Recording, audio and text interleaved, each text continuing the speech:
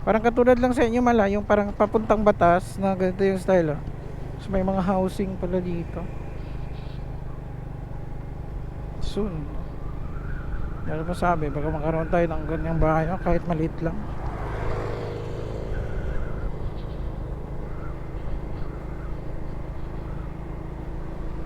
Lawak din pala talaga yung silang no? Pero yung silang under construction pa rin no? Maraming mga ginagawa na soon pa ano na yung silang paganda na. Baka ito connected dun sa atin no? Itong post, yung mga ano na yan.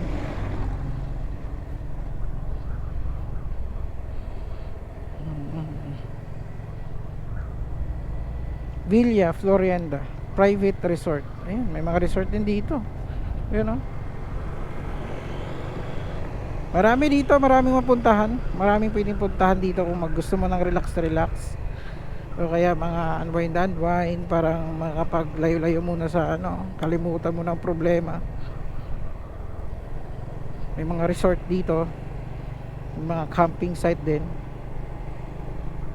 para mag-relax.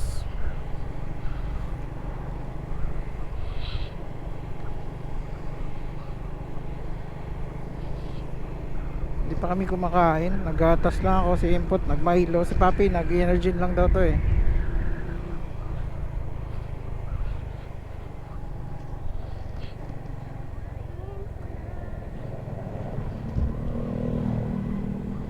May car wash dito. Pwede, mamaya.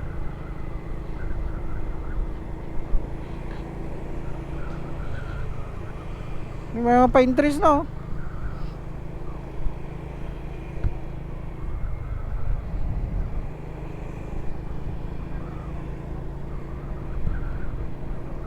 Sa ilalim yung daan nito. Parang sa ilalim. Parang sa ilalim yung daan. Baka.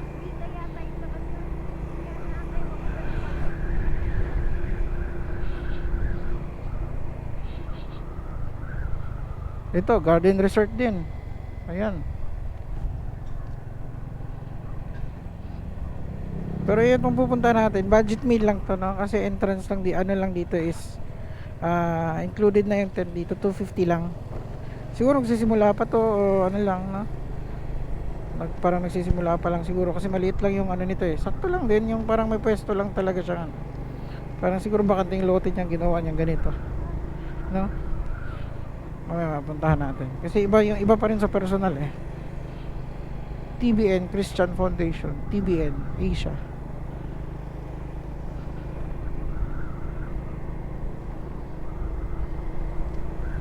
Parang pag gusto kong dumating doon, parang gusto ko yung ano. Hindi naman maulan, parang limlim lang. Oh no. Rough road.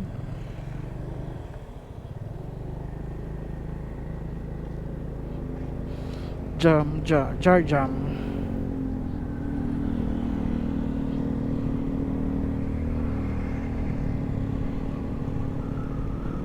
Partel.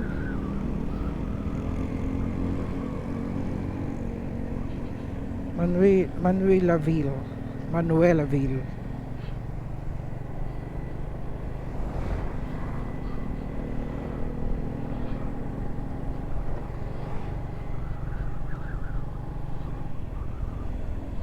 Hanap lang talaga kami ni Papi ng place na makapag-relax kami.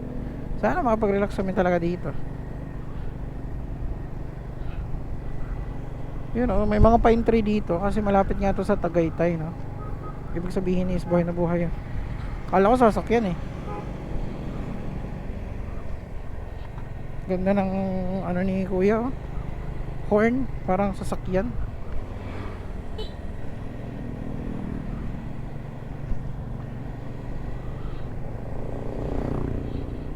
Nawak talaga pala din ng silang no? Oh. Blue Horse.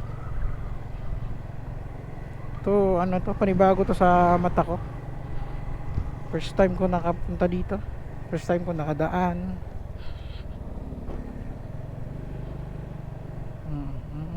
Papi.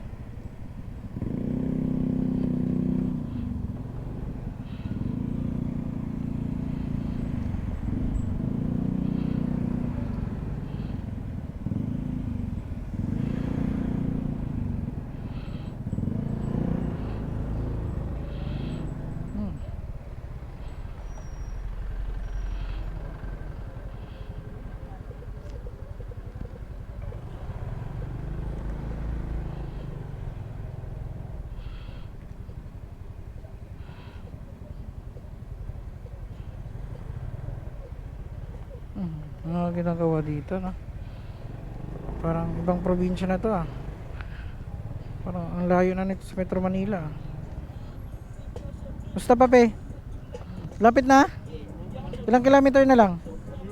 8.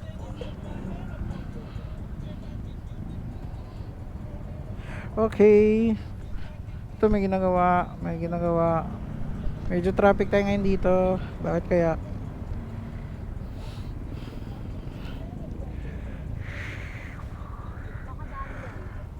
Baka. Rally or 7-Eleven. Pag may mga ganyan, no? Oo nga. Parang Alphamart. Walmart. Hmm. Traffic.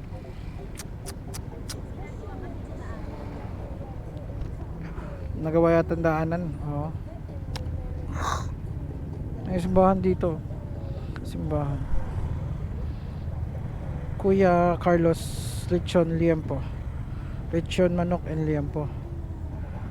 Mas mura dito ang manok.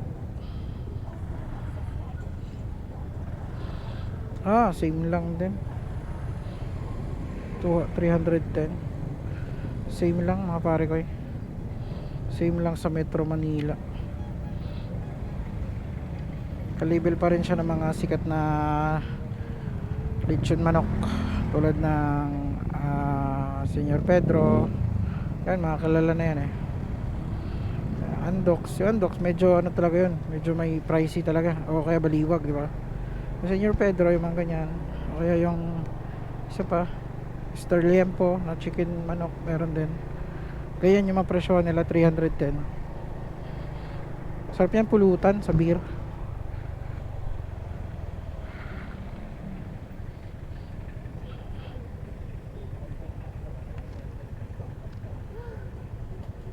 Ito yung mga pare kayo, Skydrive na pang off-road.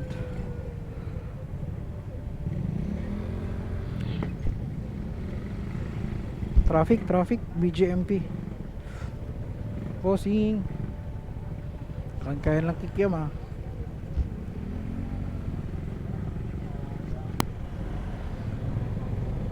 May mga naka ano sa ano. May ano sa loob.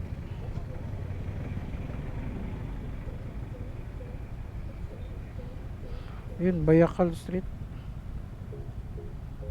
Ito yun. Ito yung exact location na ito. Para 34D Bayakal Street, Sabutan, Silang, Cavite. Traffic. Sakto yung chicken natin, no? Alas 3.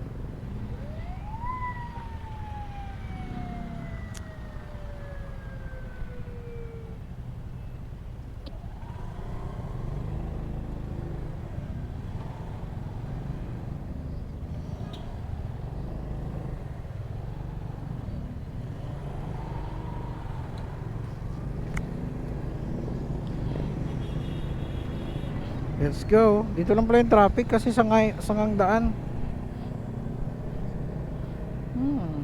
Baka makabili tayo dito ng tube ice.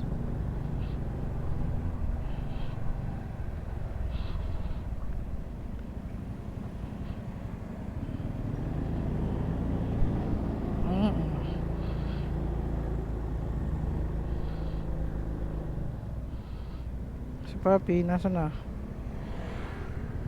Daming hams. Bigas for sale. Tube ice tayo. Ano po lang tong lugar na to? Nandun napupunta na ako. Sabutan. Naririnig Barangay itong Sabutan. Barangay. ko lang yung ano, yung school na to. Kasi dati nag-aral ako dito. Hmm. Yung Parang Siyempre, ano? maglalaban-laban lahat ng school. Parang representative. Sabutan ano? School. Para elementary school o kaya high school, ganun. Tas Siyempre maglalaban din yung mga paglalabanan. bawat lugar na. Uy, may tuba. Ay, honey pala. Tapos, ano?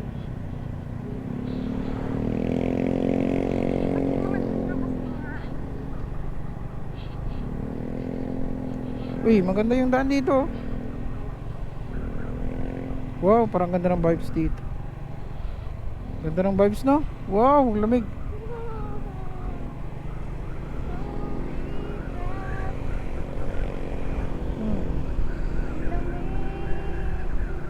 Buko juice.